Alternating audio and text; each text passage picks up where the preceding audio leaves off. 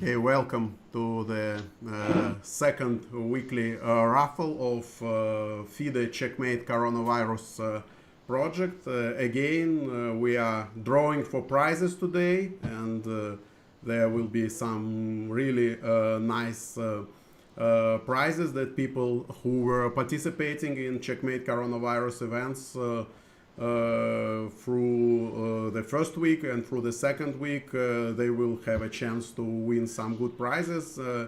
Okay, my name is Ilya Gorodetsky. I am the FIDE supervisor for this project, but of course I am in the back seat for this prize draw.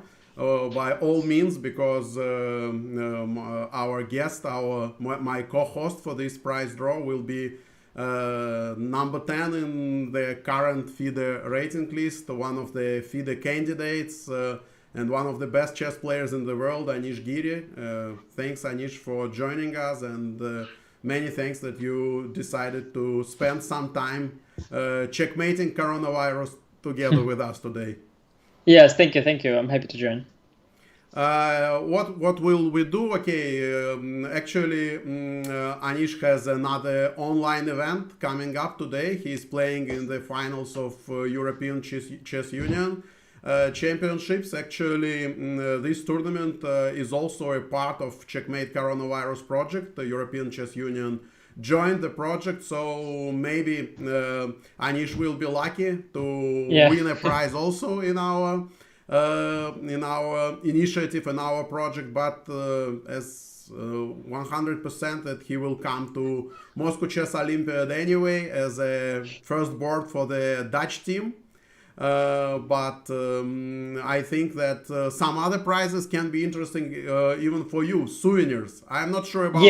Yes. I had my eyes set on the souvenirs actually. Actually, I was thinking myself to compete in one of these tournaments. I'm curious what kind of souvenirs you'll come up with.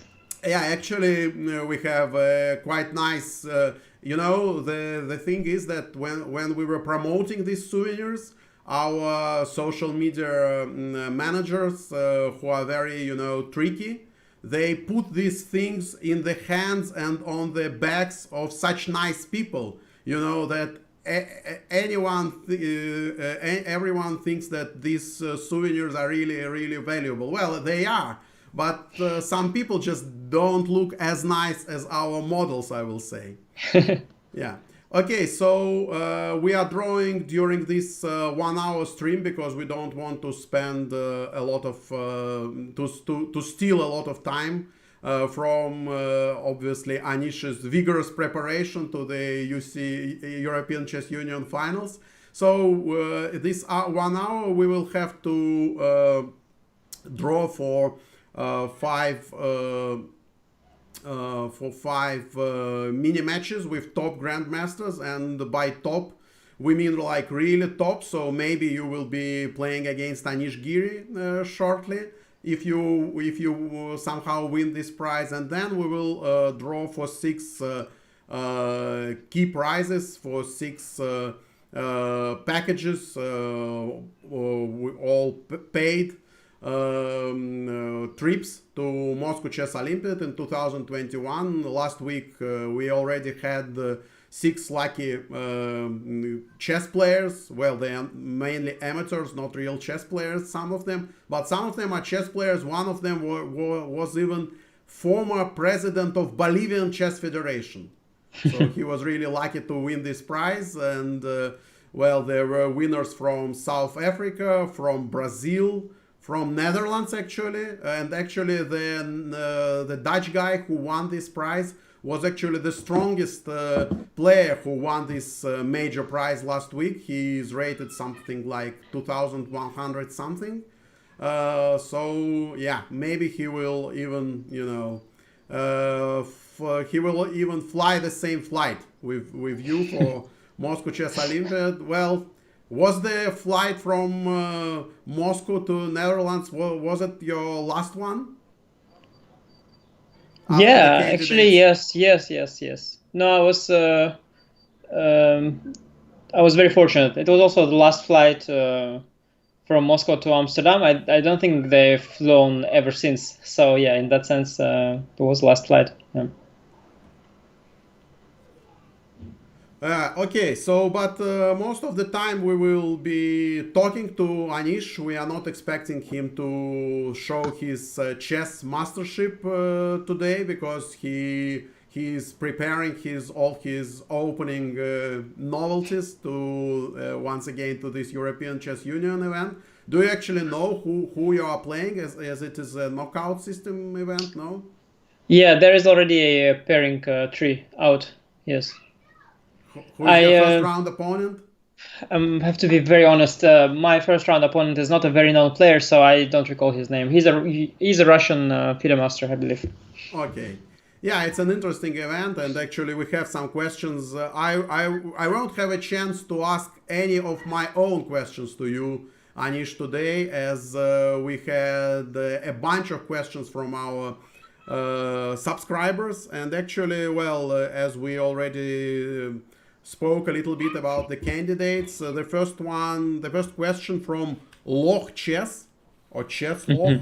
Loch Chess is his name, and Chess Loch is his like, yeah, well, Loch means not.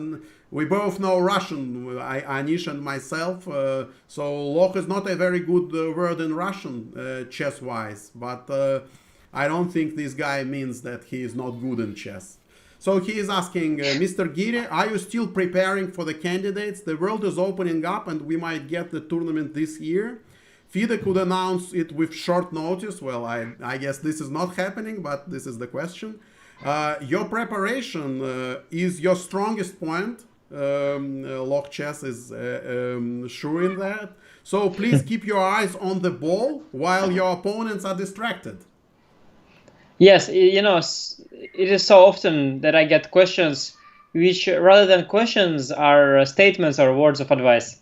I think this is one of those questions where there is not much to answer to, but just to obey, and I'll have to keep my eyes on the ball indeed. And obviously, I keep the candidates tournament in mind. At the same time, you have to also realize the fact that you think about the tournament all day long is not going to bring you success. You have to balance it out. You have to also have some peace of mind. And my last few months have been very intense. I mean, before the lockdown, my preparation for the candidates was very intense. The candidates tournament itself, especially due to all this coronavirus situation on the background. So I think it was important that I take some rest, and right now I am obviously working towards the candidates, but I think it's very important that I'm also taking things slow and spend some time with my family, and I think that's very good. And as for when it will resume, as far as I understood, FIDE has already mentioned that they are expecting it to happen in September.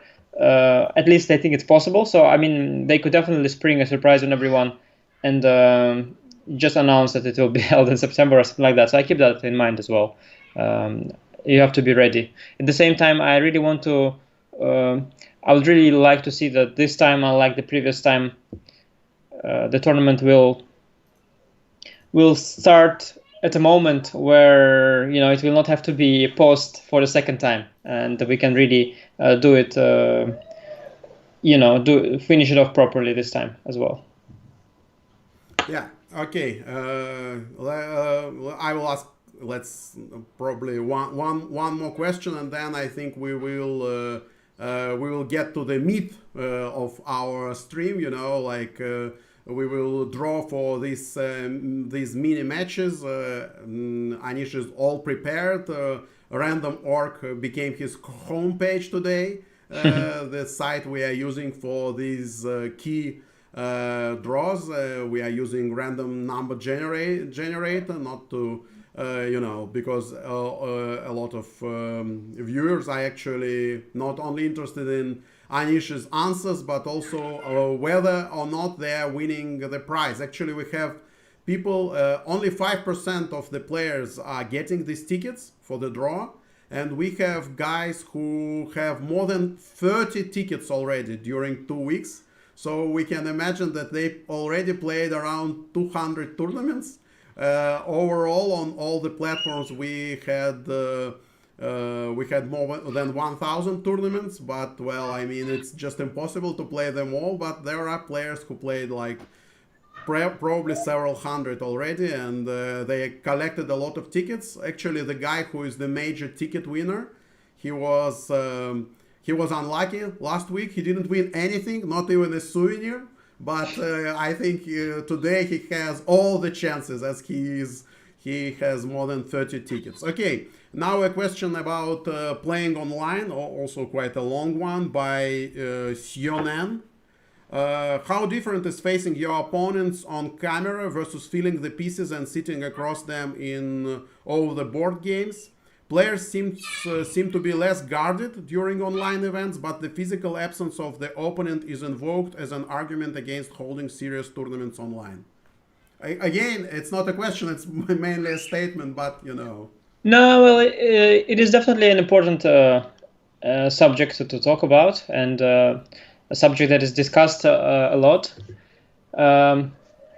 Definitely, it is very different. I mean, I like to compare playing online with like online shopping, because when you are in a real store and you are paying the real money, you are hesitating a little longer rather than when you just click add to cart and then order with your credit card. So in the same way, playing moves on the online board is a little bit easier. You are a little bit less responsible, and that's why you see often people taking sort of bigger risks and making some sloppy moves here and there, as well as, of course, the fact that body language is absent.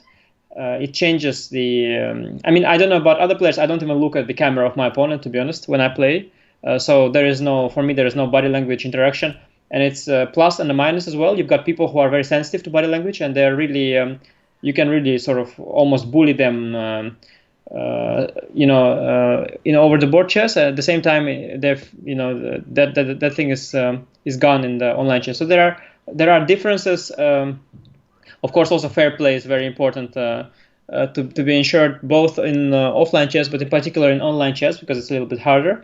But I think a lot of efforts are done in that direction. So I think it's possible to host important tournaments online, and they are being hosted.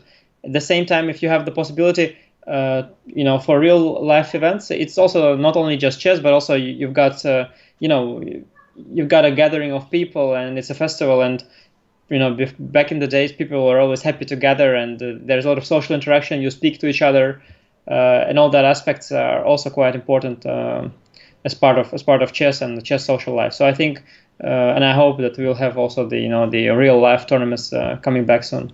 Yeah, actually, continuing with this topic, two questions. I can't stop myself. I will ask some questions of my own.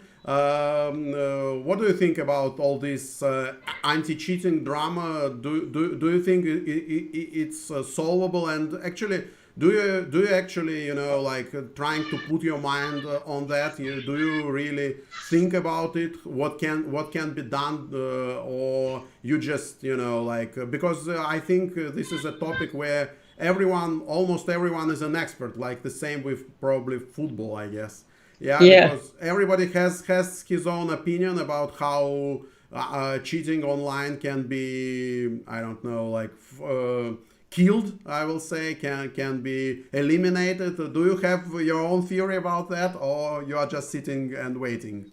Well, first of all, I have a feeling, not to sound bad or anything, but I from the observations that I see about different tournaments, like the stronger the tournament, the less cheating is there, I believe, to an extent, because I think the professional chess players, in particular top level chess players, they take it more seriously. For example, many people have cheated at school on the tests, and they see it as something like the word is still cheating, but they see it like, it's sort of doable, right? It's not a crime or anything. It is okay, right, to cheat on let's say if it's not like a final exam, but just a school test. Many people or many kids have done it. This happens the same with amateur chess players. They also think it's maybe okay, or it's why not, and that's not a crime or anything. Whereas for a professional chess player, for whom chess is really life, Such things are just not. I mean, you just don't do that. It's also a reputation thing, I guess. Well, that obviously, obviously that, but there is much more to lose as well, of course, and much less to gain. But still, I don't think that's the only question. I mean, I'm sure the top high level chess player can make sure that he's not getting caught, especially on the short term. But that's not the point. I think it's more a question of an attitude here, and I think the larger chess amateurs, they have to be educated first of all with the fact that it's really not a thing that you can do. It's really not done. And secondly, they should also be educated and be told that it is incredibly easy to catch them. I mean, you see like the amount of people the websites ban. I mean, people are just unaware how much effort is going behind the scenes by all the major websites. And I mean, they're getting caught so easily and all the time. And it's just really a waste of time. And also, basically, I think these two things combined, I think the fact that many people are, first of all, unaware and don't realize how bad it actually is. Like, that it's really not like a thing you can consider to do or do. Like, it's, for me, it equals a crime, like stealing from a shop, it's just not done, I think. And at the same time, I think people are just unaware of, they probably just start out to play and they think that, okay, nobody had that great idea to cheat, or they think like they just probably think that they're being very smart. But at the same time, they should be educated and told that, no, you're not being smart, because everybody is aware of that. And also you will be caught. And so I think they should be a bit more educated to an extent. And I was in touch with the major chess websites, and really the amount of people they catch and the level of cybersecurity to an extent that they have is just so high that I think many chess professionals even don't realize how incredibly good the current anti-cheating system is at major websites already. So I don't think there is So you don't think that it's a major threat like going forward? So you think it's quite? You sound very optimistic, much more optimistic than a lot of I will say grandmasters I was talking about it recently. Yeah, I think that I have an unfair advantage, that I'm a little bit more educated on the topic, because I've spoken to people from the websites, and I heard the methods they're using. So I have an unfair advantage in that I actually know how well the problem is dealt with. Whereas many chess professionals, especially those who haven't really researched it or asked the competent people, they sort of think that nothing is being done because they don't see anything. And that's also because the websites are choosing not to announce people they've caught. I mean, if you want, they can write some breaking news article tomorrow and tell you all the famous people they've caught, but they just choose not to do it for legal reasons, I guess, and so on. But I know that a lot of work is being done. And as I said, I mean, for people who are thinking to cheat, I mean, first of all, you're really not impressing anyone because everybody thought of it already. And secondly, you're just really going to get caught. So I don't see the point. And in that sense, I mean, there is some issue with that. Yeah, you've got many of these people who are still trying it. Well, it's not influencing the final results anyway because they're being banned and so on.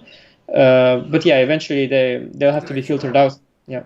Actually, people are cheating even in Checkmate coronavirus events. Once again, I want to remind that in these events, the results do not matter. So you are in a draw anyway. You just have to play 5 games in a blitz or bullet event, or 3 games in a rapid event, because sometimes you just don't have enough time to play more than 3 games in a rapid event, and you are in the running for the prizes. So it doesn't matter. And actually, I was uploading some results from national federations who are also joining this initiative.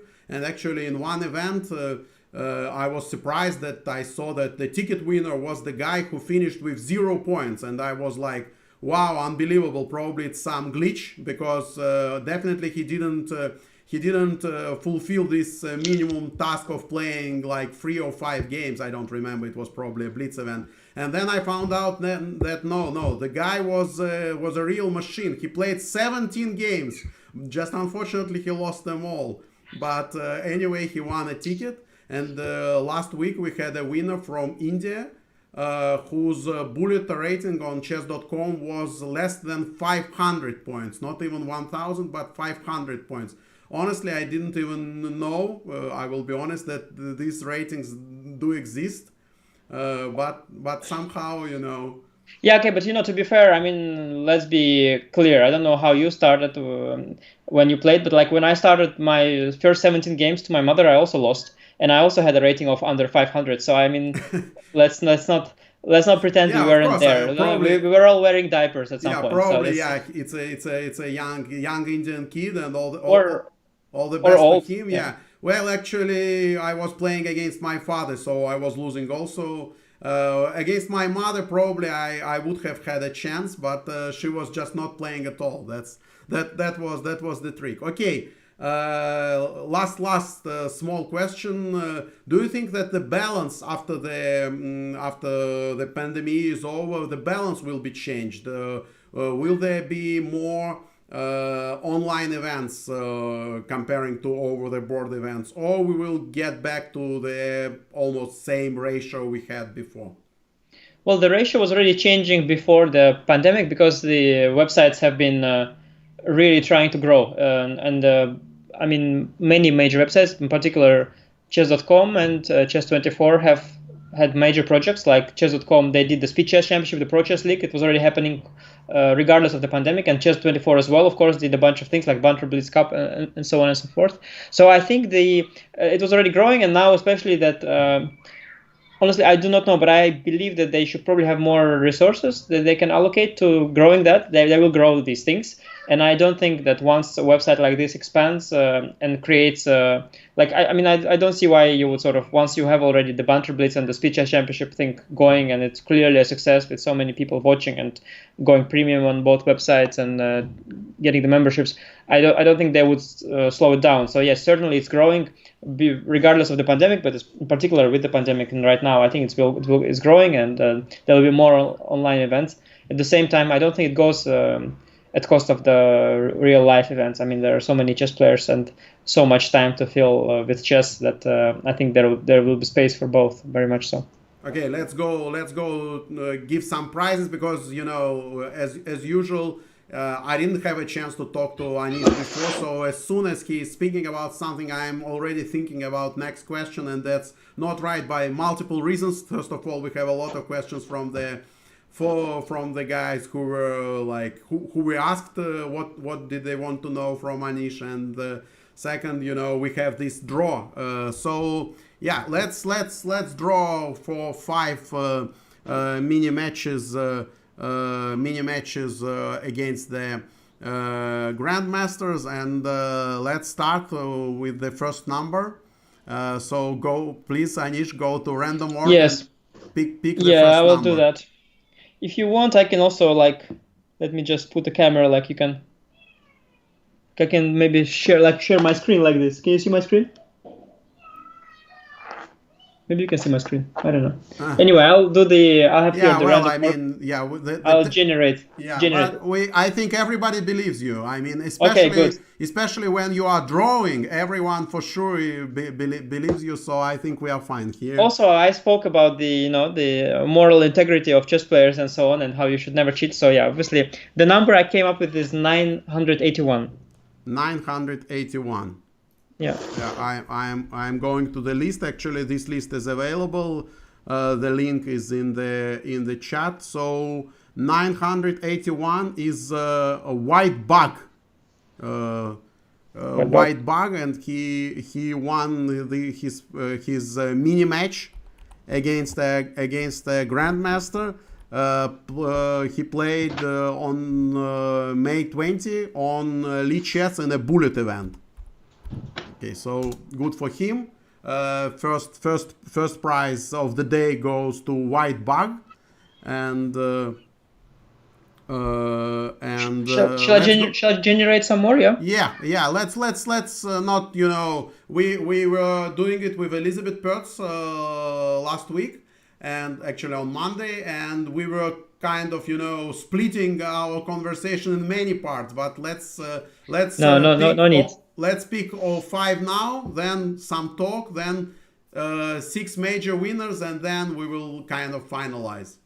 Yeah, so the next number generated here is 4,777. So 3 sevens, yeah? Yes, 4 and 3 sevens. Okay, going all the way down, it means that it was some, not recent, but probably he won his ticket in the middle of this week.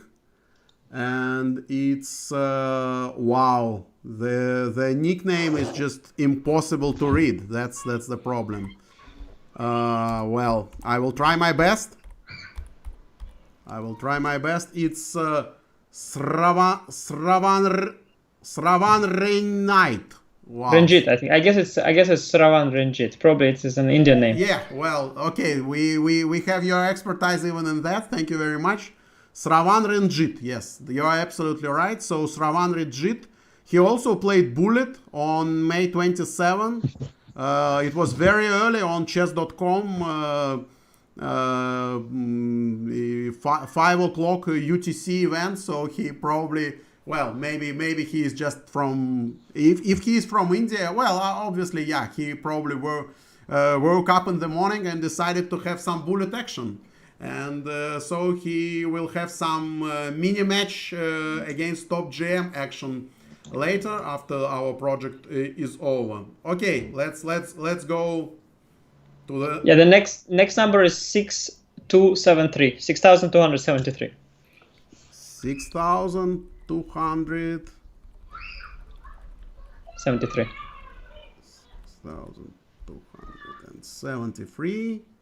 It's Ramon Palatan. Well, this time it will be difficult. Even for Anish to guess what country is this guy from. We can say that he played a couple of days ago on May 29 in a Rapid Arena. Actually, this Rapid Arena is one of the most popular events. I was honestly surprised that Rapid events are so popular, but Checkmate Coronavirus is mainly for amateur players. Maybe after Anish wins European champion, European online champion, he will join also, because our souvenirs are the things he is going for. But at the moment, yeah, mostly amateur players are playing, and they really enjoy their rapid action. Probably they feel like they have a better chance to play a decent game, yeah, playing rapid games. Yeah, I think many people who start out, especially the beginners, they really want more time. I think that's very common, for sure. Rapid games is the way to start chess. I mean, it's very hard when you just start out in a blitz game to get a game you are going to be satisfied with. It's tough. Okay, let's give our viewers some geographical information. Actually, about Sravan Ranjit, it was a educated guess, but it was a wrong guess. This guy is from Australia, actually.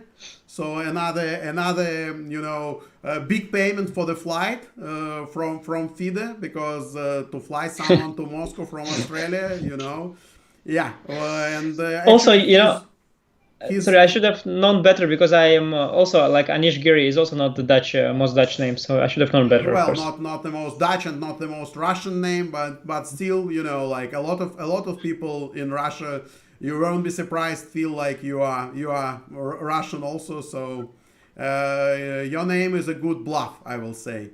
Yes. Yeah.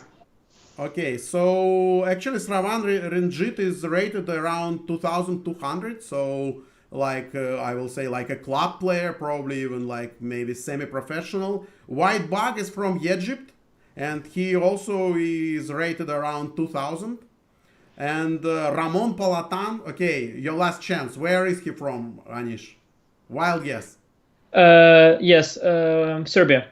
No, he is from Philippines. Wow. Yeah, and his rating is pretty small, 1,400. So yeah, I think his mini match against the Grandmaster will need some handicapping from the Grandmaster, but still, well, it will be a nice, I don't know, like challenge for him. Okay, let's draw for two more winners of the mini matches, and we will continue with our interview after that. Yeah, the next is 545. Once again? 545, 545. Okay, so all the way back, this will be one of the guys who was supporting us from the very beginning. He won his ticket on one of the first days, and we will know his name in a second. It will be V Batman 2004. V Batman. I don't know why this Batman is V. Maybe just all Batmans were already occupied. Oh, yeah? wait, I know the guy. I played him a bunch on League Chess as Bullet. V Batman, Wow. 2004, And right? actually, he won in a bullet event on League Chess. You are exactly He's right. very strong. Yeah, no, I played him. He's very, very decent. Yeah, wow. He's some young player from maybe India, but I don't remember. Okay. So and let's go for the last prize. And the last is 4,695. 4,695.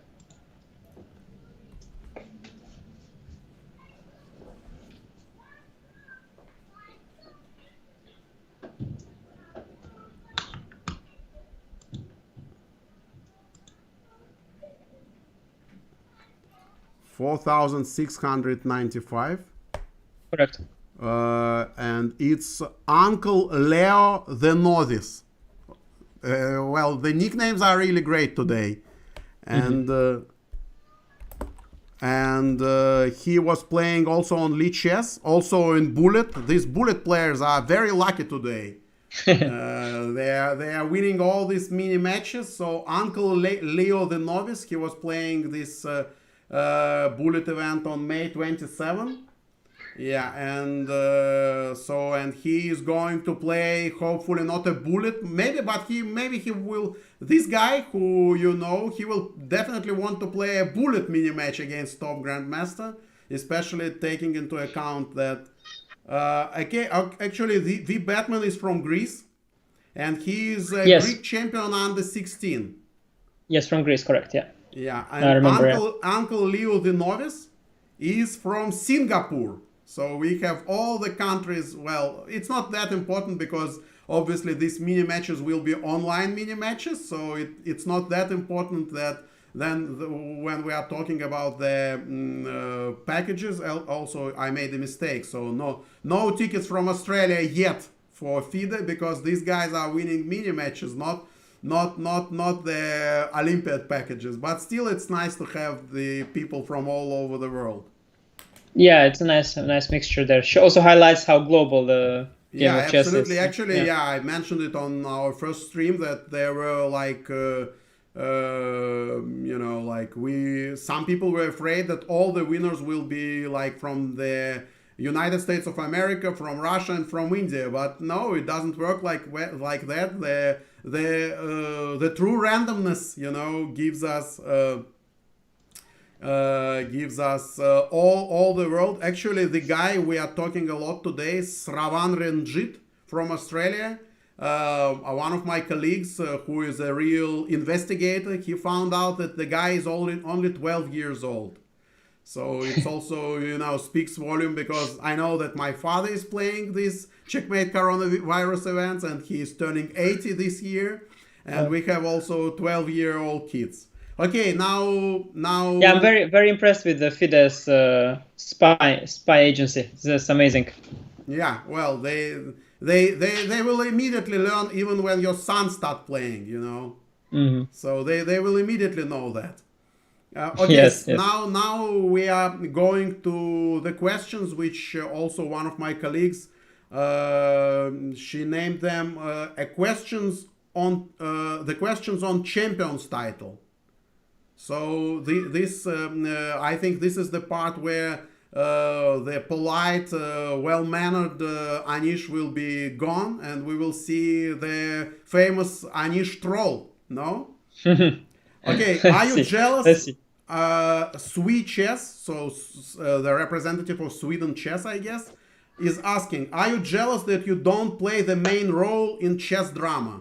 Chess drama is the text, so maybe you know what he's talking about. I don't have any idea. Yeah, I think with chess drama, it refers to it's a long story, but basically there's a lot of chess development amongst the Twitch community, thanks to the efforts of chess.com and in particular Hikaru Nakamura being very successful there. At the same time, Chess24, of course, they have a competitive. They're a competitor of chess.com, and they also have their own fan base and so on, and their own broadcast. So I guess there was some friction there, and somehow. There was also this. Actually, it was mostly, I think, Grandmaster Benjamin Feingold who decided to, he has the right to represent all the grandmasters, and started to sort of accuse Hikaru of going after the famous people on Twitter and trying to, and started to, I don't know, defame a bunch of them there for no reason, but. Basically, yeah, I think it's blown out of proportion. I think Ben Feingold also apologized, and very, very nicely, because he also said that he generally doesn't insult people without knowing who they are, and I think that's a very important point there, that nobody should do that. Should never insult someone without really knowing him. But other than that, I think it's been a ground for a lot of jokes, because obviously there is no such thing as. There is a thing as hierarchy. I mean, I was at some point a fan of was a psychologist. I think Jordan Peterson was his name, and he. My elder son is a big fan of him. Yeah, and actually. Yeah, no, he's a biologist. Actually, he sent me. He used some kind of personal evaluation from Jordan Peterson in the morning today. My elder son, he's 18 years old, and he sent me the results. And the results were that he is smarter than 97% of people on probably taking part in this questionnaire, but he is more hardworking than 3% of people who took part in this Jordan Peterson questionnaire. So I know that the questionnaire is good, but because this is exactly the evaluation I am giving to him. Well, you have to settle some things there with your yes, but basically, yeah, I think one of the big topics that Jordan Peterson likes to also touch upon is the hierarchy, and there is definitely hierarchy in all sorts of societies, like within the chess society, as well as in the Twitch community. I mean, obviously there is a hierarchy there, because of course the streamers with the bigger amount of followers are getting they're on top of that hierarchy. So it's kind of funny to claim that in chess you've got the rating hierarchy, whereas on the Twitch you've obviously got also the follower hierarchy. So it's just that Hikaru is a little bit confused, like which hierarchy is more important, but some agree, some like Benjamin thinks maybe that the rating is more important than the number of followers, and but basically all that aside, I think the all people I mentioned so far, they're doing a lot to make a living out of chess, but also directly or indirectly, it stimulates the growth of the game. So that's very good. And whether obviously it's good, but you are kind of out of this hierarchy at the moment. When do you start your own YouTube or Twitch channel? I think I'm there still when it comes to rating hierarchy, and I'm gonna try to get even higher. It would really pain me if I would no longer play a role in the World Championship title battle. I think that's my priority in general. I still like to compete for the World Championship title and to be the best chess player in the world. That said, yes. When I will get time, I will likely also see if I have enough time to start maybe streaming or doing something like that, because that's clearly something that chess fans are really looking forward to. And I mean, really nowadays, like everybody streams, and if somebody doesn't stream, then it's probably something is wrong with him. So I should probably start it as well. But so far. It's not that easy. I managed to stream after a long break. Only now. Next week last week I failed badly, and I'm not at 100% yet. But it's doable. Okay. it's a nice bridge actually to the next question, because we have a bunch of them, and I am already. I mean, probably I will just forward these questions that we won't be able to ask on stream to you, and when you have time, just if you will have some time to answer them, I think our viewers and spectators will really appreciate it. But Krishan Bansal is asking a question about your aspirations, and he asks, do you see yourself as world champion in 5 years? Yeah, I don't know why 5 years in particular. But well, I've obviously been. You are on 50% in the candidates, and some people are on +2. So he is already looking, for the next cycle, I guess. Yeah, but I can catch these people in one round, sure. because especially because I'm playing. First win. Yes, especially because I'm playing one of them in the first round as well. But yeah, obviously, I mean, for the past, I don't know how many years, I've been taking part in the world cycle with mixed results. But I think when I'm, let's say, when I'm on my best game, I can definitely get lucky a little bit and make that. But of course, it's very hard because you've got so many competitive players nowadays. I mean, Magnus Carlsen, of course, is a world champion. Also, there are so many talented players now at the top, as well as those who are still upcoming. I mean, of course, Dig Liren, Fabiano Caruana, and so on and so forth. And but you also got these younger players like Ali Reza, Nihal Sarin, and many from Uzbekistan. You've got a couple of good kids. So there's going to be a lot of competition at the top soon, but. And I think you just have to be a little bit lucky to become a world champion. But of course, I'm trying to lay all the groundwork, and I'm working very hard on my game. And I think if things work out, it could very well be possible. And I don't think that Magnus Carlsen is a giant obstacle, because I mean he also can blunder pieces. Just to remind to our viewers that last time you played a match against Magnus Carlsen, well, it was a rapid match, but. You crushed him, and actually it was a lot of people in this very match. I know it for sure. A lot of people were very happy, and your reaction after you won this match was very natural and very, I will say, pleasant to see. Yeah, well, exactly my point. That basically, obviously, like right now, in particular in Rapid, I'm an inferior player to Magnus, but not as much that without luck I cannot beat him. So I think. I think that if things go well, I'm definitely one of the players who is capable of getting there. At the same time, Anish, cannot force it. There is a question, I have for you for a long time, and this I won't probably get another chance to ask it, so I will do it now. Even I will hate myself if I don't do it. Well, I have a feeling that all these talks about this. About Anish Giri as a master of draws, about Anish Giri underperforming in the key events. They kind of I have a feeling that they influenced you a bit, because people recently start to forget how unbelievably strong you are, and how many excellent games you won. And sometimes I have a feeling that you are starting to underestimate yourself. Do you think that this problem exists, or it exists only in my mind?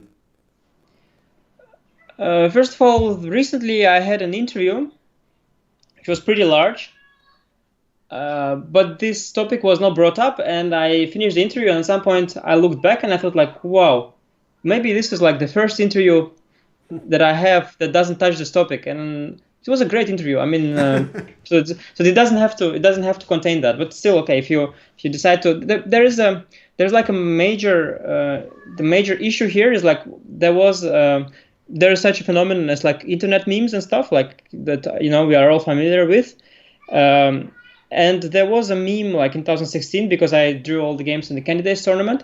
And that sort of was a fun meme. At the same time, it is of course quite disturbing when then people take the meme and start connecting it to your like chess style and talk about your strengths and weaknesses, and that's actually quite dangerous, because you just take sort of like a joke which was based on a statistical anomaly of sorts, and then you start taking the joke as a as a premise for actually like a real discussion on your chess style. And actually I was experiencing this similar situation, like when I at some point got a link to like a commentary show where there was like Alexander Grishuk and like Magnus Carlsen, I think Peter Svidler, Jan Gustafsson, players who are like 2600, like very players who are basically, some of them are top players. Jan Gustafsson is a very competent, strong grandmaster. And then they start discussing this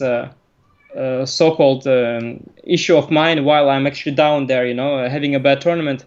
And I mean, I find the connecting these two things together, like the meme and the real conversation, is just extremely incorrect. And it's that particularly that I find quite unpleasant. And I'm happy at least that in that tournament I managed to beat Magnus Carlsen, because I mean I thought that trying to use this against me and shape my image as a player that lacks something compared to others, I think that's just very toxic and incorrect. At the same time, I also don't think that there is much humor to extract from this topic any longer. But people can certainly try and surprise me. Yeah, well, you are kind of playing along with it quite nicely, especially now when we understand that it kind of disturbs you. I actually will advise some of people who share these thoughts. There was an issue before the candidates, before even you have been announced as an official participant of the candidates. There were talks that you were kind of defending your rating, and you were playing in European Team Championship. And actually, I will really advise some of our not so deep in chess viewers to watch some of your games from this event, because I enjoyed them a lot, and you were playing some really attacking and very nice games, and won some games. And you were playing like attacking chess and not defending your rating points to I don't know, like to even to a small extent. So it was some kind of like you were killing these myths with your over the board play, which was really nice from my point of view. Yeah, but I mean, obviously all the players of high level chess players, you cannot just you cannot be one-sided. You have to be very universal. So I think all my colleagues, including myself, can play an attacking game if the position permits so. But mostly people, I think, the judge, especially the big audience, judges everyone by their results. And for example, I've never heard any criticism of chess style of Magnus Carlsen. While if you want to, you can definitely find like a bunch of games that are very dull, or you can do the same with everyone. He was under some attack recently because of his so-called non-respect of the game, because he was playing all these weird openings. Well, it's like nonsense, of course, but he had his fair share of troubles, not only because you were trolling him and actually beating him recently. Yeah, no, I mean, I really, how to say, I am never trying to hit anyone when he's down, and my subjects of objects of trolling are usually people at the top. And I mean, lately I've been having a go at Hikaru. Well, obviously he's having a time of his life, so I think I'm choosing my subjects very, very carefully in that sense. Okay. And that's why I also really do not appreciate when people like what when I was having a tough tournament in the Magnus Invitational, when at that point in time you start discussing my style. I mean, that I found below the belt, especially from my colleagues. But otherwise, it's the same with cheating. I mean, many people, they are just so unaware. Like, for example, they have no idea how many times like one particular joke was made in this exact same wording. Like, I mean, they just think they just thought of it and it's funny, but like I heard it maybe like 1,000 times in the exact same wording, and it's not even funny. So I think it's a question of also sometimes lacking some insight and slightly being unaware. It's actually quite an interesting topic, and I'm really glad that you brought it up, because I think it's a very no you brought it up. I didn't bring it up.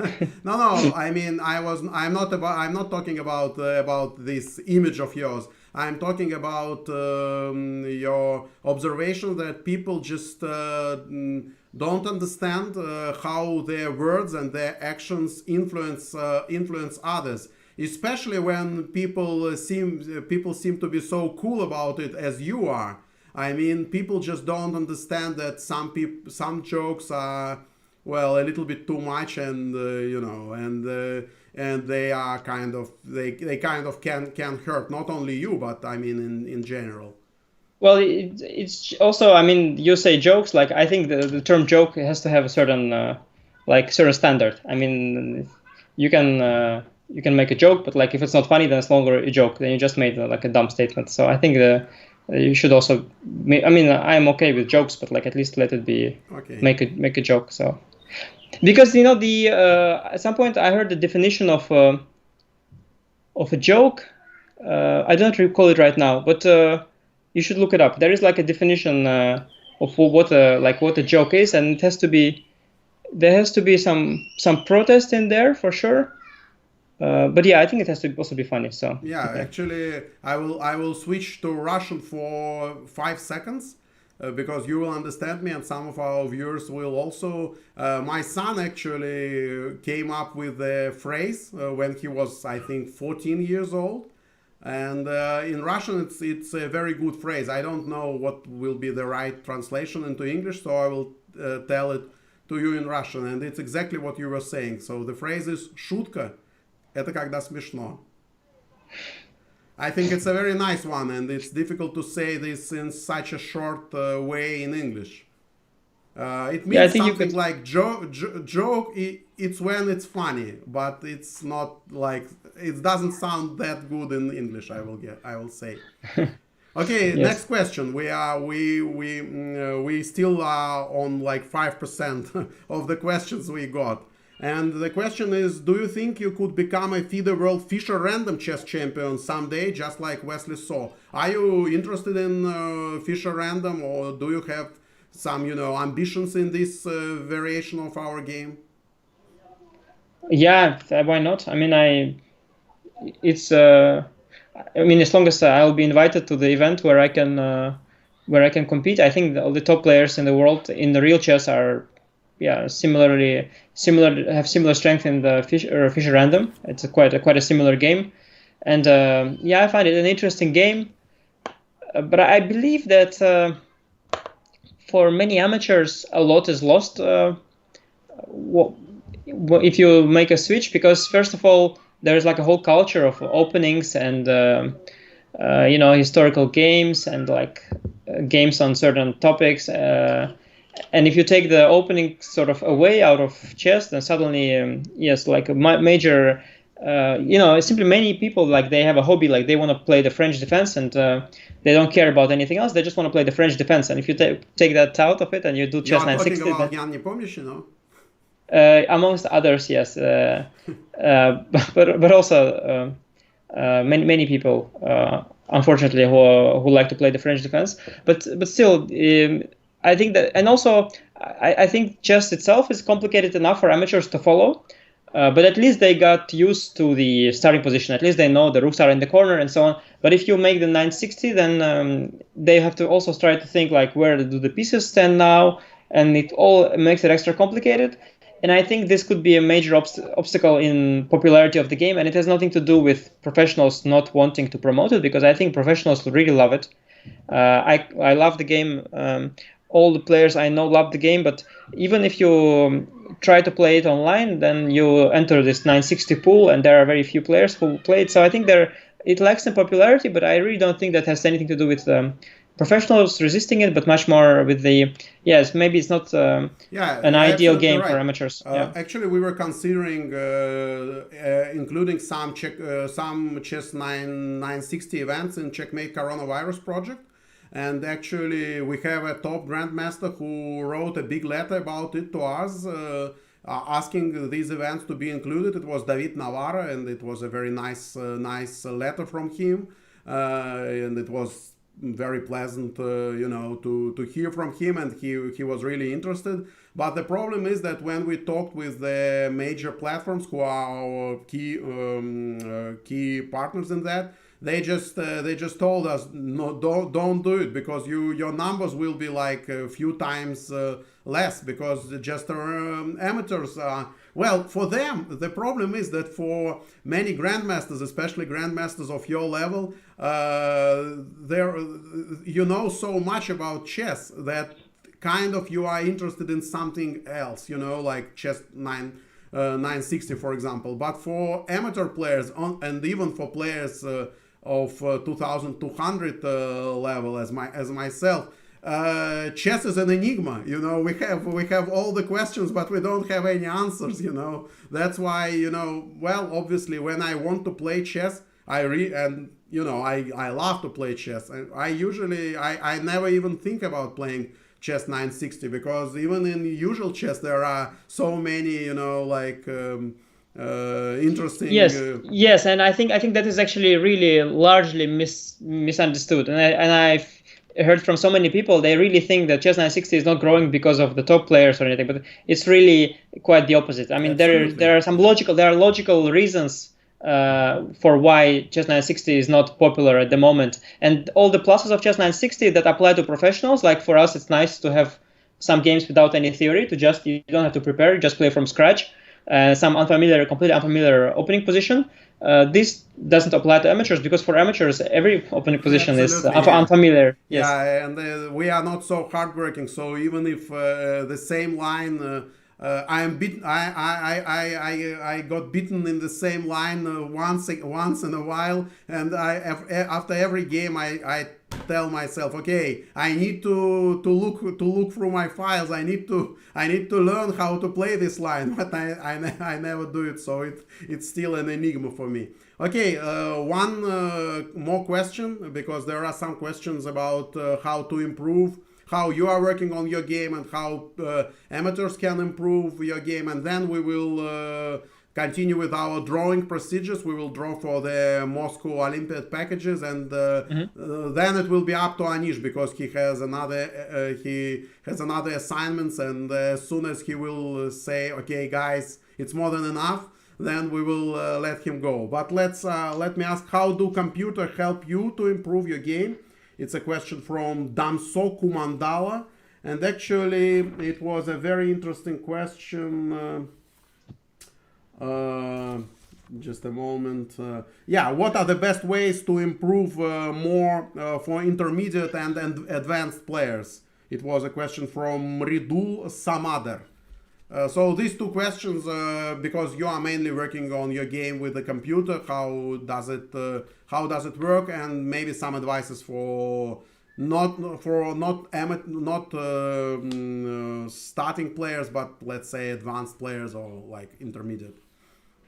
Well, there are many ways in which computer helps. Like, first of all, it's a potential opponent. So if you want to play more games, I mean, nowadays you've got plenty of websites like the ones here, Corona Chess, Checkmate Coronavirus initiative.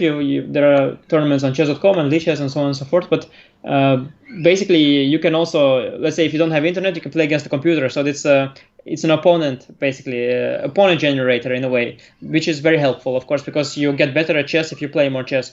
Another way a computer helps, in particular, the top level, is you can analyze positions with it, and it's very helpful because analyzing is basically like, you have thoughts of your own, but you have someone who is basically incredibly strong, who can tell you why your thoughts are wrong, or why they are right, or why they are somewhat wrong and somewhat right. And this analysis is where you grow, of course. Let's say there is a position where you think that you have to attack, attack the king, and then the computer tells you that you have to play, on the queen side, and then you say, why not? So then you make a move attacking the king, and then computer tells you, okay, you made this move, now it's bad for you because of this, and then you find out why, and if you do that long enough, you basically realize, you gain the understanding of why in this position attacking the king side is a mistake. and that basically evolves your understanding, because you understand something you didn't understand before, and that's largely thanks to a computer. And the computer is not yet capable of, because they haven't worked on it, so the computer is not yet capable of explaining you, so you cannot ask him like, why cannot I attack on the king side? But if you are qualified enough, and it's not an easy skill at all, actually, that's something that you gain with a lot of experience, that's very common at the top level, you are able to extract that from computer, and essentially you can ask him, can I attack on the king side, and get his answer, but only through this process of analysis. And this is how computer helps at the top level, I think. Okay. Well, it's tough not to ask further questions. Were there any like concepts that even a player of your caliber got from working with computer? Like, well, I mean, obviously, all players are talking now about this H and A pawns advancement, especially H pawn, I guess. But it's well, very, I will say, naive. I will say very, primitive. Maybe there were some more complex concepts that you got from working with computers. Yeah, I think the chess is a very, very, very rich and a very concrete game. So you've got so many different positions that I don't think you can generalize so much about it. Like there are, you can sort of say that you have to develop your pieces. You should control the center, already an arguable statement, but let's say you should. And you can say that it can be useful to sometimes push your side pawns down the board, but that's really it's a very weird way of trying to explain chess. I mean, for me, chess is a limitless collection of positions, let's say. And there are, I mean, on a daily basis, I encounter positions where I see remarkable concepts, but within that position, not within, I wouldn't say it's within chess. Like, let's say in a particular position that I'm looking at, there are some remarkable concepts and ideas, but I think you can of course sort them by groups, pushing the certain pawns down the board, creating outposts, exchange sacrifice, all these things. You can try to separate them, but essentially, you cannot teach chess like that. And I cannot say that there is a particular concept that I can put into words that computer has taught me, but it's like thousands and thousands of small different concepts in different positions that have made sure essentially that my database of patterns that I'm able to recognize is quite large, and thanks to that I have a reasonable understanding of the game, that in most of the positions that I see I can, for example, evaluate it and come up with reasonable plans. But it's not like there is some general concept, and this pushing the side pawns down the board is a motif, and you cannot play it. Let's say you cannot start a game thinking I'm going to push a side pawn down the board. Like, it doesn't, and that will be good. I mean, you cannot enforce it. You can have that as a tool that maybe once in 10 games it will be strong. But like, if you start playing and thinking that I want to push side pawns down the board, and you tell me that in advance, I will play such openings that it will be completely redundant and stupid. Like, there are simply positions. Well, I mean, it's sometimes, like for weaker players as myself. For example, I was playing neither with black my whole life, and now it's clear enough that there is a bunch of positions where black should play h7, h5 after white plays h2, h3. And for weaker players with, let's say, so-called classical education in chess, for me, for a long time, it was just impossible to make this move. Maybe you, I understand that for such a player as yourself, it sounds naive, but I think a lot of players of 2000 level, 2100 level have this problem. Just some moves are something that they were taught not to do from the beginning, and they don't have enough of these concrete thoughts in their mind to force themselves to do such things. But that is essentially my point, just in reverse. Basically, to say that you should never push an h pawn is just as outrageous as saying you should always push an h pawn. I mean, that's exactly the point I made. Just that it's now reversed. And yes, I mean, obviously there are positions where pushing side pawns down the board is a fantastic idea, and maybe the new engines, the AlphaZero neural networks, they encourage it slightly more often. But again, like you mentioned, neither. But I mean, for example, I don't imagine like a French in which black would push the h pawn. At the same time, I can imagine that there could be a position arising from the French where eventually pushing the h pawn down the board is very clever. But yeah, in neither it's much more common, and there is a logic to it. I mean, because the pawn is on f3, then the g5 square weakness is less relevant, and then h5, h4 creates, and pawn on e5, it creates an outpost on f4 for the knight and so on. But like, you can generalize why it is more common in neither than in the Spanish or the French. But as I said, like, it's very dangerous to generalize chess and put it into some bounds. Yeah, actually, I even remember some lines in French defense where advancement for black of h and g pawns can be very dangerous for white. But I won't even start, because otherwise we will never end. Maybe. I will have another chance to talk to you. Then we will discuss these things. Okay, yes. Let's continue with our raffle, with our draw, and we are going to have the key moment, because now we will be drawing for 6 packages, 6 Moscow Chess Olympiad packages. So let's go, Anish. Yeah, next number is 5144. 5144. Okay, I'm pretty close. 5144 is his eloquency, and again, it's a bullet player. He played a bullet event on chess.com on May 27, and he is winning a package to Moscow. So I'm looking for information from my colleagues. If they say that he is from Antarctica, then I will know that I will be fired as a supervisor of the project, because FIDE won't be able to afford anything else. Hopefully it won't be the case. And let's go with the next number. Yes, next number is 1705. 1705? Yeah. 1705, so 1705. We are here and again a very difficult nickname, Bakhtinuridin. Okay, I have a friend whose family name is Bakhtin, but he's definitely not Nuridin. Bakhtinuridin, once again bullet player, but this time from Chess. He played a bullet tournament on May 22, and he's going to Moscow. What can we say? Okay, let's go with the next one. Yes, next one is 2845. That sounds like a chess rating that you'll be happy about.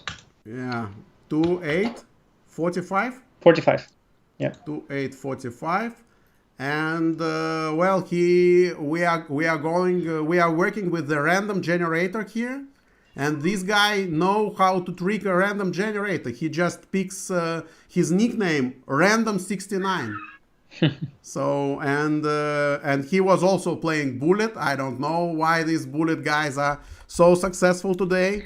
Maybe there are more bullet guys simply. Yeah, of course. Because it's faster. Obviously, there are more bullet tournaments, especially on Chess. If you want to play bullet, you can actually on chess.com we have the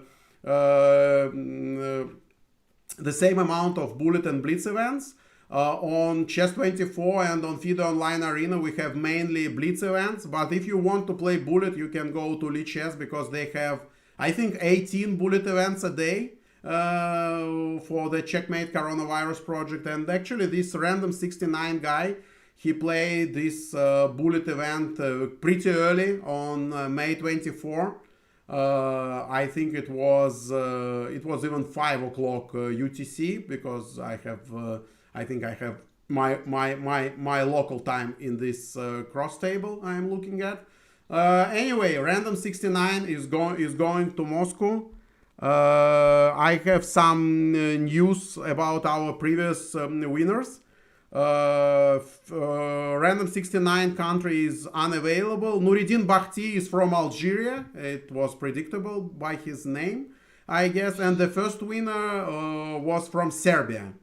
So today the key winners are Serbia, Algeria, and unknown countries. So maybe it's still Antarctica. Antarctics. Yes. Okay, let's go. We have 3 packages more to give away. 5618. 5618. Mm-hmm. 5618. 5618 is Abdullayev Elshad. Oh, it goes without saying that he is a bullet player, obviously.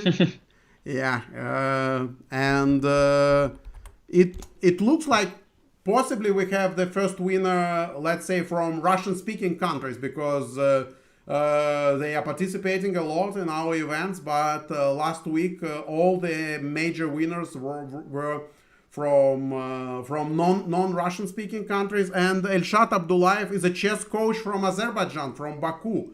Well, he will be a guest of Moscow Chess Olympiad. Well, he will have a very strong team to root for, as a team from Azerbaijan will be, as always, one of the key favorites, with Shahryar Mamediyarov and Timur Rajabov playing on the first two boards. And well, they had a third great player. I'm not even sure you met him. Yeah, Gashimov. You were too young to meet him. No. Of course I know Vogar. Yeah. We played a lot of games. I mean, I am young, but I was playing in the top tournaments since I remember, very young age. Like since unfortunately he is gone for several years already. Yeah. Yeah, but let's say in 2010 for sure. Yeah. No, we played like I think four classical games, and I lost all 4 games to him. He was a very difficult opponent for me, because he was very strong psychologically. Like, he was putting a lot of pressure, and especially when I was a kid, I was very bad against players who were bluffing, and he was like bluffing me very well. He was very confident, a lot of facial expressions. So it was a good bad score against him. Actually, got to play him many times. Bad memories for you, as you lost all these games. But I'm really glad we found a possibility to remind our viewers about such a great player, unfortunately, who we chess world lost way too early. I mean, and he was just and I must say that losing is not. I mean, at least for me, I mean, once losing is very painful. Especially the first moments, but after a long time, it doesn't feel like a painful memory. I think you learn a lot from the losses, and it's also, if you are a chess player, you cannot avoid losing. So I think also the amateurs, they should put it all in perspective and realize that losing is an essential part of the game, and you cannot just feel bad about it all the time. Yeah, once again, small spot of Russian. There was a guy who was a major chess organizer in Moscow when I was young.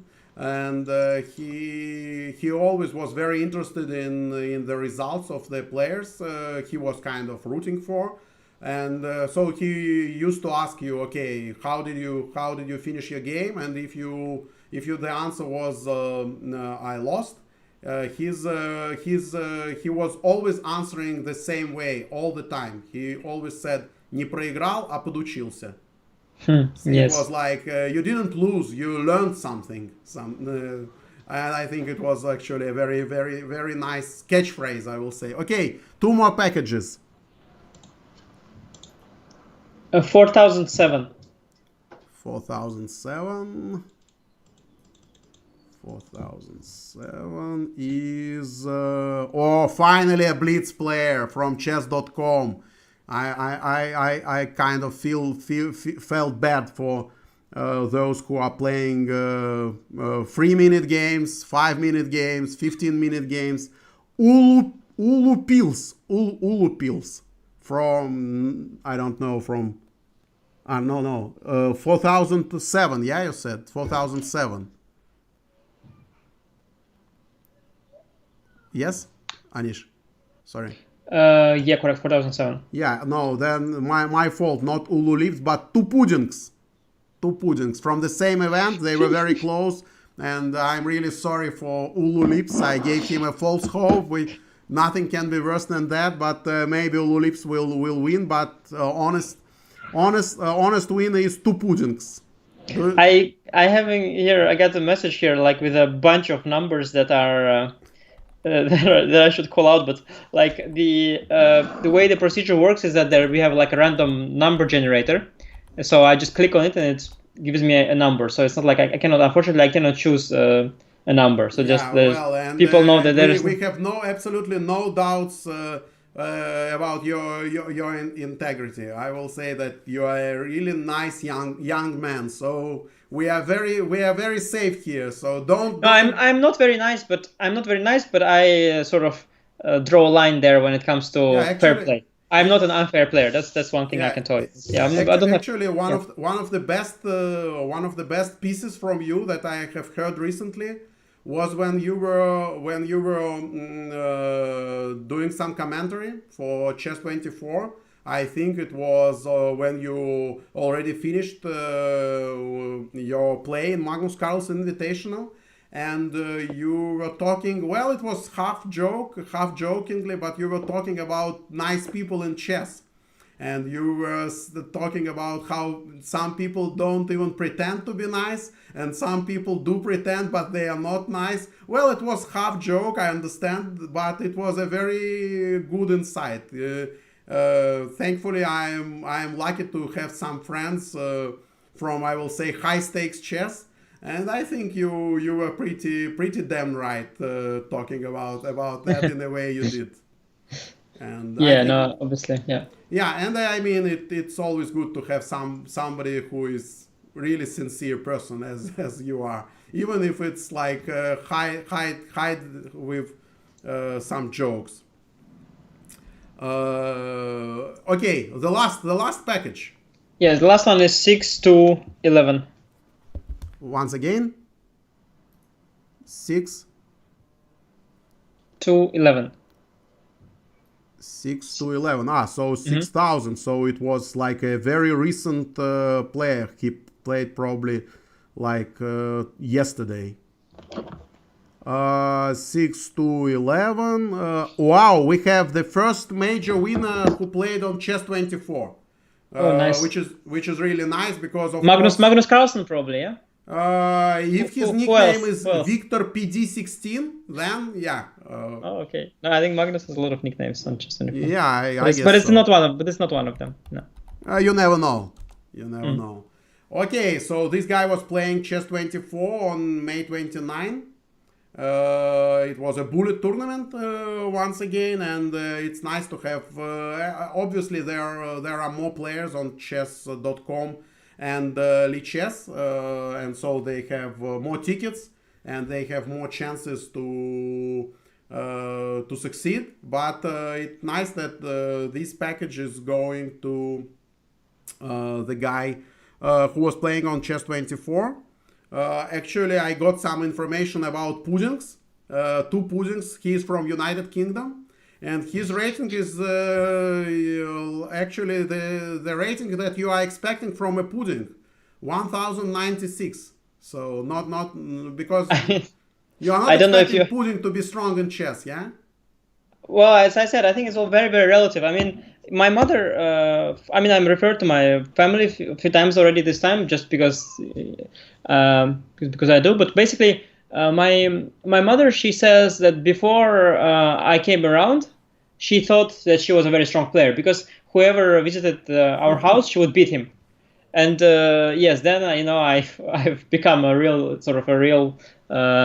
professional chess player. Champion. Yeah. Yes, and then in perspective of that, like of my career, she sort of came to realization that she is not even a so-called club player and so on. But yeah, I mean, there are so many levels of chess that very likely Mr. Pudding has just made a giant leap, in the last month of gaining 200 elo points and is very happy with himself. So I think we should be very careful there, not to rating shame people. Yeah, for sure. Yes. Yeah, and actually, it's what you mentioned about being relatively good or relatively bad. It works even. I've been a poker player for a long time, and in poker, it's even more important. You can be they say that you can be the 10th best player in the world, but you can you may always be a loser if you are playing against the strongest nine players. And the same Yes, with I heard in poker it's much more important, like which tables are you playing, yeah? absolutely, yeah. You have a chance to pick your position in many on many occasions, I will say. So there are players who are just horrible, and they are so surprised when they realize that they are horrible, because they used to say, "Wow, but I was always winning in my home game. I thought I was a great poker player." Well, it's Exactly, exactly. yeah, well, in chess it's kind of like more fair, because you always have a chance to compete against not the best but against good players. So you will know your level pretty quickly. Okay, Yes. couple of more questions if you allow, if you are not leaving right now. I think you mentioned about family and about cooking, I guess. So there are some questions about that also. So one guy is planning to write an article, Chess Master Chef. So he is asking, what is your favorite meal, either to eat or to cook? Oh, it's funny because I thought it was a reference to my maybe my last Instagram post. I put a picture of my son on the kitchen, and I wrote chess. No, I just wrote the Grandmaster Chef, I think. So I thought it was a reference to that. But Maybe. yeah, I also polled people whether they think that my son has got the cooking skills from his father or from his mother. And surprisingly, I have a lot of supporters who believe I'm a good cook. But to be honest, no, I mean, I'm just eating. And, even like the simplest things, I resort to my wife these days, like even the salads and the breads and so on. She makes them so much better. So I'm really like, I'm cooking. Not cooking, sorry, I'm eating. I'm the eater of the family. Okay, this is the question. The question still stands. What is your favorite meal to eat? Then you can enjoy all kind of cuisine, I guess, in your household. Georgian cuisine, Nepal cuisine, maybe. Yeah, it's. I mean, it's a very hard question to answer in one way because I like really so many different stuff from different cuisines. But the only thing I can say, okay, I mean, obviously I like Nepali and Indian food as long as it's not too spicy. I love Georgian food. I can also enjoy an Italian restaurant, the Chinese, and so on. But it is really like because I have a lot of experience traveling and eating in restaurants. And for example, with Italy, if I eat Italian food for more than like 5 days, I just cannot stand it any longer. Like I am tired of the pasta. I love it, but after 5 days, I'm done. That is the case with most foods, but the Asian cuisine somehow I can eat almost forever because I tried it in London at the London Chess Classic. There was a restaurant, an Asian restaurant nearby, and it served mostly Japanese food, the sushi and some curry as well, the Japanese curry, I believe. It was pretty much a Japanese restaurant with some exceptions of some Vietnamese and Chinese. But that restaurant we were going to every day for over 2 weeks, 2 times a day, and I never had enough of it. Like I can eat Asian food forever. So that's the best I can answer. But I mean, I love Georgian food is great, but I don't know if you probably tried it. I mean, the Russian people really, you have plenty of choice in Russia as to Georgian restaurants. It's fantastic, but you have to be really tough to be able to eat this Georgian meat and and all their dumplings with so much meat and sauce. Like to eat that on daily basis, I mean, you have to be really tough. And at some point, I just want some break Yeah, well, I from mean, that. you, Yeah. you you should be Georgian, I guess, or Armenian, something like that, No, because but Georgians, I think they cheat. Like sometimes they don't eat all the heavy stuff as well. They give themselves a small break and they eat something light. At least that's the case with my family-in-law. yeah, well, probably, yeah. And this is not the only question about food, but the last one, food question, is quite easy. Do you like sweet or spicy?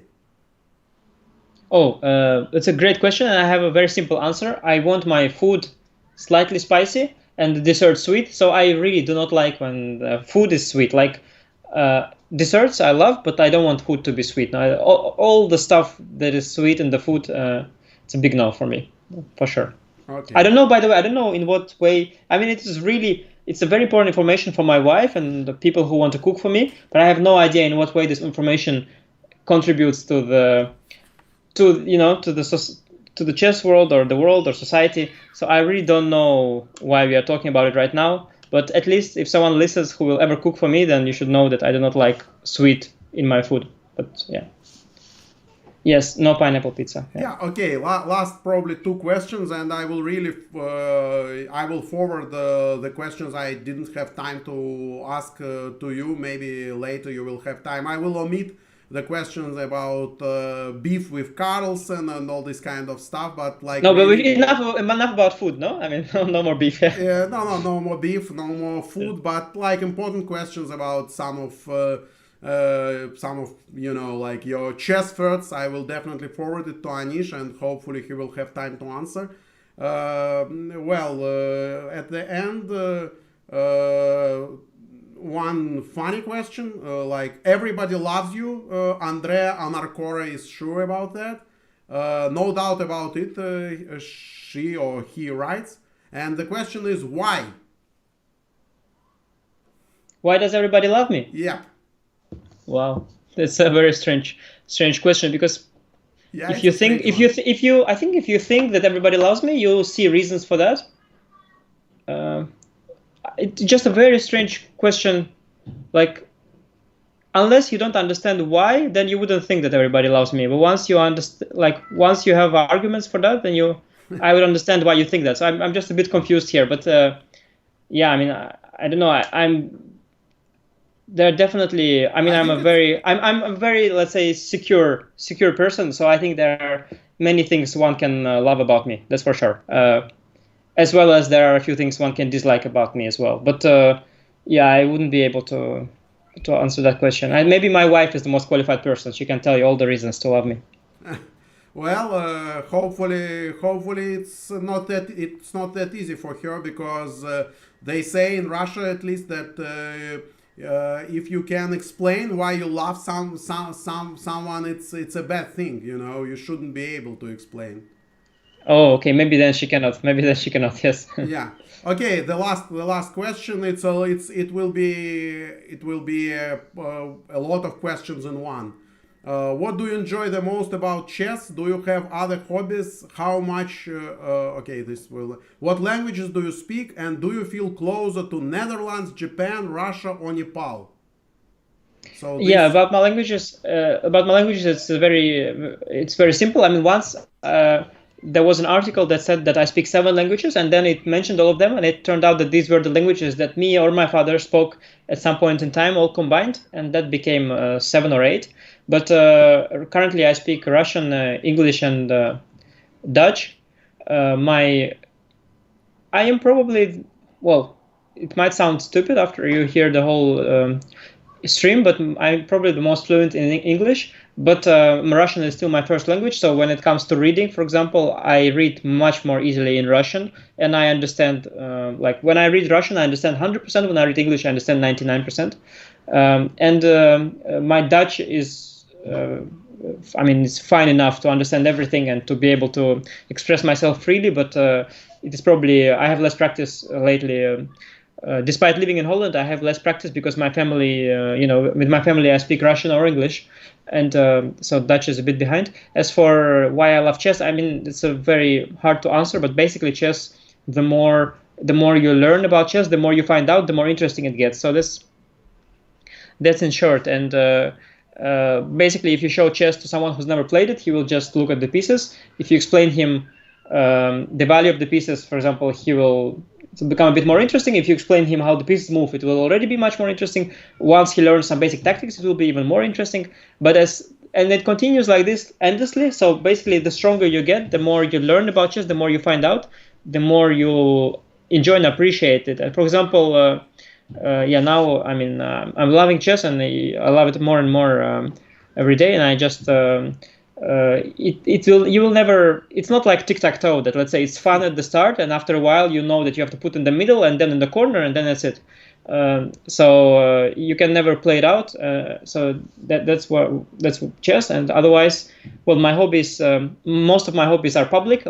Twitter is my hobby, and I like internet consuming information. I enjoy humor sometimes, and there are different ways I try to extract humor. So, like, I sometimes like to watch comedy shows, but there are also more sophisticated ways of extracting humor. Like, for example, I watch sometimes chess shows, which I find quite hilarious, or I read some Twitter arguments between, I don't know, Peter Heine Nielsen and David Yada, and I find that absolutely hilarious. So I'm there to extract humor from internet. That's one of the things I like doing. And of course, I love movies. I really do, but it's very, very hard. We have a small child. I don't know. Last time we watched the movie, I think we must have started the movie, and we still haven't finished it. But that was so long ago that I no longer remember which movie that is. So. Yeah, okay. I'm sure that people will be able to extract some humor from our 1.5 hour conversation. I enjoyed it a lot. Hopefully, it was not very exhausting for you also, because you have this quite an important tournament later today. Well, it was quite funny. I'll tell you about the tournament, because I should tell you that in advance as an excuse to my performance today. Like, I was invited to the tournament a while ago by my good friend who is organizing it, and he told me, would you be willing, and it's a Russian language thing, he said, like, I would sort of said, like, yeah, we can seed you into the final pool of the players, but the word pool in Russian, like, is different, and he used the word pulya, which in Russian means bullet. And I assumed it's going to be a bullet tournament. And so I found out a couple hours ago this is like a rapid tournament. So I'm immediately like, all these days of bullet preparation are going to be wasted. This is not a European bullet championship. It just is the final pool of the European rapid championship, actually. But yeah, I'm looking forward nonetheless. Yeah, well, at least people had fun once again while watching you streaming bullet on Lichess. I know that it's an interesting stream, but I'm yet to watch it because I was very busy with this Checkmate coronavirus thing. But very lame excuse. I think it's very lame excuse. Yes, for sure. because still I already watched Alexander Grishuk's bullet stream from Lichess. So you are next in line for sure. No, actually, my Lichess stream, I think that was the same. I also thought it was bullet, but it turned out to be blitz. So I still was sure that it was bullet. But there were some, like, let's say the quality of the games make you think that it was bullet. Yeah, there were some games that were really. I was very tired that day. I had like something in the morning. Then I had the Nations Cup. And after Nations Cup, I had that, so I came absolutely exhausted to the event, and it was very tough, but it was still fun. There were some highlights. You mentioned Nations Cup, and I immediately want to ask, how was your work with Garry Kasparov? I had the pleasure to play an experience. It was more of a pleasure, but also an interesting experience. I was working with him 20 years ago. But practically haven't met him for last many years. But I won't ask you this question because I really want you to succeed in this European Chess Union, and maybe you will agree to join us on some other stream once again. Thank you very much. And thank you. For the prizes, we will finish the draw for less prizes later today. And we will publish all the prize winners' names on the checkmatecoronavirus.com, the official site of the project. Once again, thank you very much, Anish, for joining the stream, for co-hosting it, for giving such great answers. It was a pleasure. Thank you. Have a nice Bye. evening, yes. chess-wise and life-wise. Thank you.